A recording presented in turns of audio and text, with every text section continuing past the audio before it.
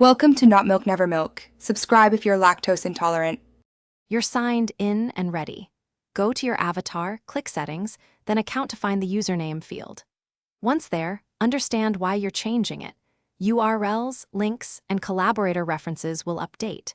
Make sure you have access to any organizations you own, and note repositories that use your username in URLs because redirects can help temporarily. Start typing a new desired username to check availability, and pause, don't confirm until you verify downstream impacts.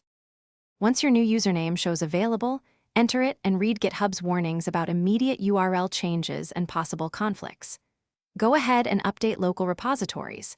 Open each cloned repo and run git remote set URL origin with the new git at or HTTPS path so pushes continue working.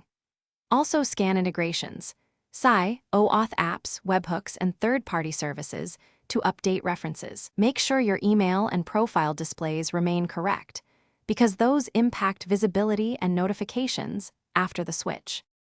Confirm the change and allow GitHub to process it. You'll get notifications about affected resources. Once done, test by cloning or fetching from one repo URL to ensure remotes work and web links redirect. Update any bookmarks, README, or documentation. If a service breaks, try reconfiguring its saved repository path first, and then revoke and reissue tokens if authentication fails. If something critical breaks and you still own the prior name, consider restoring it quickly. Thanks for watching. If this was helpful, leave a like and consider subscribing. See you next time.